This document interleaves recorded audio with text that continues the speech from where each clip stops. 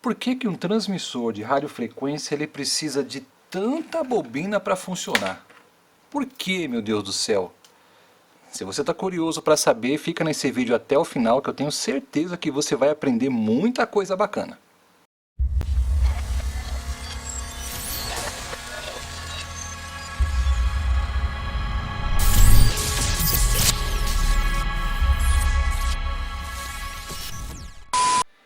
Bom, eu acho que você em algum momento deve ter se perguntado por que que um transmissor de radiofrequência ou qualquer coisa que trabalhe com alta frequência precisa de indutor. Nós temos aqui uma placa do que um dia foi um transmissor de TV ou fez parte de um transmissor de TV. E nós já podemos ver aqui nesse setor, né, nessa placa aqui, que existe aqui alguns indutores, né? Fora os que eu já removi aqui nessa placa, que ela tinha bastante. E como eu tenho feito muitas experiências nessa área de RF, eu tenho aproveitado então essas bobinas que já estão aqui construídas, né? Que é muito mais prático. E por que, cara? Por que que existe esses indutores aqui? Muitas vezes a gente pega aí um projeto na internet de um transmissorzinho de FM ou um transmissor qualquer, a gente tem que ficar confeccionando bobina, que é a parte mais chata do circuito. Você com certeza, assim como eu, já deve ter notado isso, né? A parte mais chata e mais crítica é sempre a confecção das bobinas. Se você não fizer ela da forma correta, o circuito não funciona. Ou funciona de forma inesperada, não fica bacana como você esperava, né, que pudesse ficar. E nós temos sempre diversos modelos de indutores. Nós temos um indutor simples, como esse daqui. Esse aqui foi confeccionado de forma caseira para fazer aqui as minhas experiências, né? É bem semelhante a esse que tem na placa, porém é feito com fio mais grosso e é muito maior. Nós temos um outro aqui também, ó, enrolado no núcleo toroidal. Tá vendo aqui, ó? Ele também faz parte de um circuito que trabalhe com alta frequência.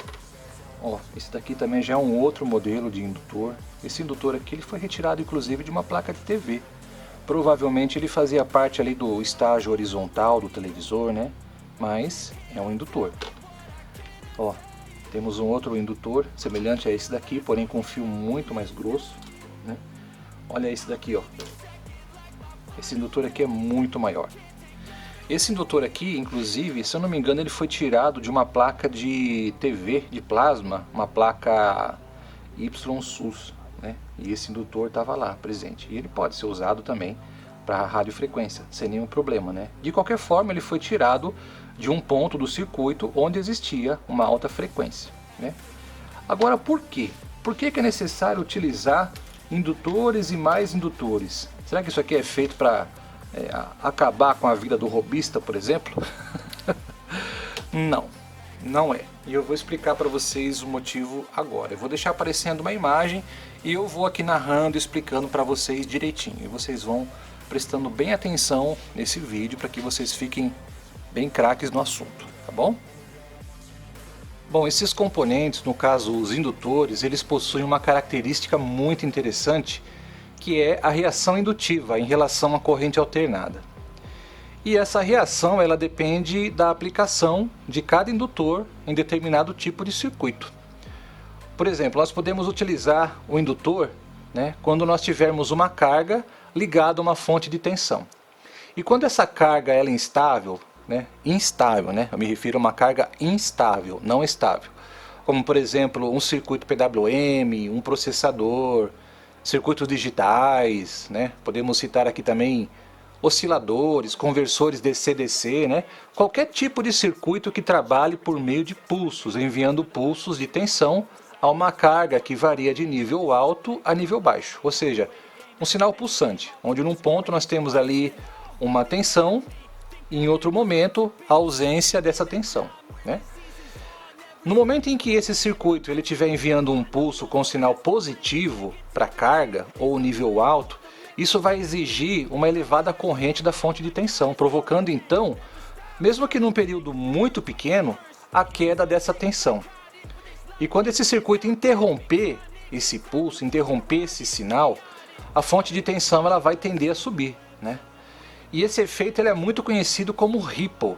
E essa palavra traduzida para o português nada mais é do que ondulação, significa ondulação, né? E quais os efeitos que essa ondulação pode causar em um determinado circuito? Um mau funcionamento, instabilidade no funcionamento. E nós sabemos que muitos circuitos, algumas vezes, eles são alimentados pela mesma fonte de tensão. E essa fonte de tensão, ela pode estar alimentando, por exemplo, uma parte do circuito que exige extrema estabilidade da fonte. De forma que, se houver ali o tal do ripple, naquele determinado ponto, o circuito ele vai sofrer com mau funcionamento, ele vai ficar instável, com certeza. E é nessa hora então que entra em ação os indutores. Lembra que eu mencionei no início do vídeo que os indutores eles possuem um fenômeno bem maluco chamado reação indutiva? Então, esse fenômeno ele só ocorre quando é aplicada ao indutor uma corrente alternada. Mas daí você pergunta, mas como é que você vai ver essa reação se você vai estar ligando o indutor a uma tensão de corrente contínua? Pois é, aí é que está o segredo da coisa. Em um ponto do indutor, realmente nós vamos ter ali uma tensão contínua, né? Uma tensão estável. Deixa eu desligar essa fonte que está fazendo barulho. Nós vamos ter ali uma tensão estável num ponto da bobina, né? Porém, no outro ponto, do outro lado do indutor, nós vamos ter uma oscilação. Por quê? Porque nesse ponto aqui nós vamos ter um circuito instável conectado ali, né? E isso produz uma variação. Lembra que eu comentei a respeito do ripple? E essa variação, na verdade, faz com que a tensão nesse ponto ela se torne uma tensão alternada. Por quê? Porque em determinado ponto ela vai se estabilizar, ela vai se igualar com a tensão da fonte de tensão e em outro momento ela vai tender a baixar, porque esse circuito que vai estar ligado nesse ponto do indutor, ele vai exigir corrente. Então nós vamos ter nesse ponto uma corrente alternada. Por causa da reação indutiva, aqui nesse ponto o indutor ele tende a reagir com essa variação que vai acontecer, né? Fazendo com que neste ponto também as ondulações que podem acontecer elas sejam drasticamente reduzidas, eliminando qualquer possibilidade de mau funcionamento dos circuitos associados a essa alimentação. E o indutor ligado aqui nesse ponto, ele também vai impedir que retorne, né, que qualquer tipo de sujeira eletromagnética retorne para a fonte de alimentação, podendo interferir inclusive até mesmo em outros circuitos que são alimentados pela mesma fonte de tensão, entendeu? Existe também outra característica muito interessante a respeito dos indutores, é claro, numa aplicação mais específica que inclusive é o assunto desse vídeo, que é quando nós utilizamos essa reação indutiva de um indutor para elevar a tensão em determinado ponto. Como por exemplo acontece em conversores DC-DC, conversores step-up, onde a reação de um indutor, por meio de pulsos elétricos, ela é feita para promover o aumento da tensão.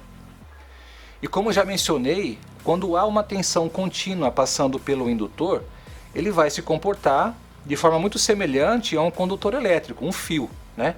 Mas se houver uma variação de tensão em uma das suas extremidades, o indutor ele vai gerar uma reação contra-eletromotriz, fazendo com que nesse ponto então a reação, né, provocada por esse fenômeno faça com que a tensão acabe sendo muito mais alta em relação à fonte de tensão do circuito.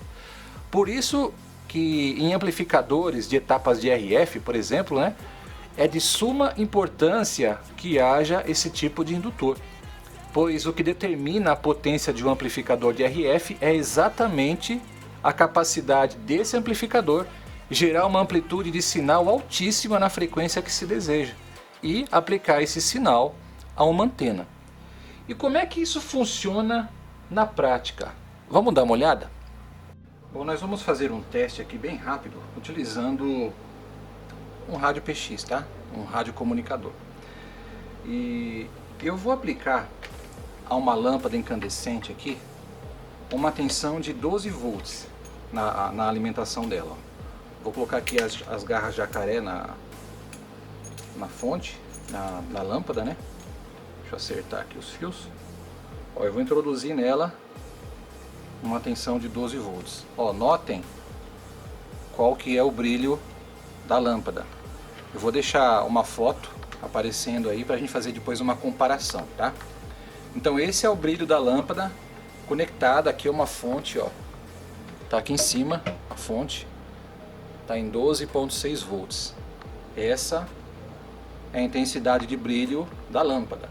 Agora nós vamos conectar essa lâmpada na saída de RF do rádio e nós vamos apertar o botão aqui de comunicação do rádio PTT e nós vamos ver qual que vai ser a intensidade de brilho dessa mesma lâmpada com o rádio também conectado à mesma fonte de tensão. Pronto, ó, o rádio já está ligado à fonte de alimentação. Agora eu vou apertar aqui o PTT e vocês vão observar um fenômeno bem interessante nessa lâmpada. Quer ver? Ó? Olha só. O brilho da lâmpada é praticamente o dobro da intensidade de brilho em relação ao teste que nós fazemos aplicando a tensão de 12 volts diretamente nela. Vocês notaram? Então o que acontece? Esse rádio, dentro dele, na etapa de potência, obviamente existe lá vários indutores, né? E esses indutores, eles servem exatamente para ampliar o sinal de RF que é gerado, né? O sinal pulsante, no caso a onda senoidal. Os indutores, eles são utilizados exatamente para elevar a tensão de alimentação, para que haja uma amplitude de sinal bem alta na saída do rádio, para que seja entregue então a antena. Agora nós vamos fazer mais um teste, tá? Eu tenho aqui comigo uma pequena linear que eu mesmo construí. E agora nós vamos fazer o seguinte. Eu vou conectar essa linear no rádio, certo? Eu vou colocar a lâmpada na saída da linear. Ela tá assim porque na verdade é um protótipo, tá, gente? Se vocês querem saber como é que faz para construir essa linear aqui, eu vou ensinar no canal logo logo. E vocês vão ter condições de construir. Muito simples, passo a passo, explicando detalhadamente tudo o que vocês vão precisar fazer para construir essa linear para o seu radiotransmissor, tá? No caso, o rádio na faixa dos 11 metros, né? Agora, vou pegar aqui a saída da lâmpada, a saída aqui da linear. Eu vou deixar a lâmpada aqui bem conectada aqui, para que não haja nenhum mau contato. Eu vou ter que utilizar uma outra fonte de alimentação para alimentar essa linear, obviamente, né? Deixa eu só prender bem aqui a lâmpada para ela não se soltar. Pronto. Tá aqui, ó. Tá preso. Deixa eu pegar aqui uma outra garra jacaré para a gente poder ligar outra fonte de alimentação e alimentar essa linear. Vou preparar tudo aqui e já volto com o vídeo. Bom, já está conectada a linear a uma outra fonte de alimentação e agora nós vamos fazer um teste, uma comparação, né? Primeiro eu vou fazer o seguinte, deixa eu ver aqui se dá para me fazer. Dá. Eu vou pegar minha fonte de alimentação, eu estou alimentando essa linear com 20 volts de tensão, tá? Então eu vou colocar essa tensão diretamente na lâmpada e nós vamos ver o que acontece com ela. Ó, liguei aqui, ó, 20 volts. Vocês conseguem ver o brilho da lâmpada aqui, ó? Olha aqui, ó, 20 volts de tensão, certo? Agora eu vou colocar aqui a alimentação no lugar aqui da linear. Deixa eu ver se eu consigo encaixar aqui certinho. Eita, pera lá. A garra jacaré acabou de quebrar, mas acho que eu consigo encaixar aqui. Vamos ver. Pronto, está conectado. Liguei minha fonte. Agora eu vou apertar aqui o PTT do mic. O rádio está ligado na linear e a linear vai soltar então o sinal amplificado aqui do rádio para a lâmpada. Olha só. Alô, alô, testando. Aumentar o microfone. Olá, olá, olá. Vocês viram que bacana? E tudo isso que nós vimos aí, essa amplitude entregue na saída, ela é gerada exatamente pelos efeitos que nós falamos aqui a respeito dos indutores. Por isso que é importante que nós tenhamos indutores na etapa de saída de RF, entendeu? Olha só que legal. Aqui ele parece estar um pouco bagunçado, entendeu? Mas eu vou colocar tudo isso daqui a limpo, porque isso daqui na verdade é um rascunho, né? Vou fazer uma outra placa para deixar isso aqui mais simplificado. E se você quiser aprender a produzir uma linear como essa daqui, ela deve estar entregando aí na faixa de uns 60 a 70 watts mais ou menos. É muito importante que você então se inscreva no canal clicando no botãozinho vermelho e também ativando o sininho de notificações. É simples de fazer, utiliza componentes simples, vai dar uma turbinada no seu rádio e você vai gostar bastante. Beleza? Qualquer pessoa vai poder montar. Então é isso, pessoal, muito obrigado por ter assistido, espero que esse vídeo tenha sido esclarecedor, tenha tirado algumas dúvidas suas relacionadas a indutores. E não se esquece, claro, se você gostou do vídeo, de dar um tapa naquele like, tá certo? Muito obrigado por ter assistido e até o próximo vídeo, valeu! I just wanna stay bad, stay mad, chip on my shoulder cause they treat me like an outcast. I ain't gonna take that, stay back, I'll be swinging hard till the hits come in all caps. I ain't gonna lay back, pray that someone's gonna help me, ain't nobody like that. I ain't gonna wait, that's all fact, give me one shot and I'll never get the throne back. I'm sick of being cautious, I'ma go cause some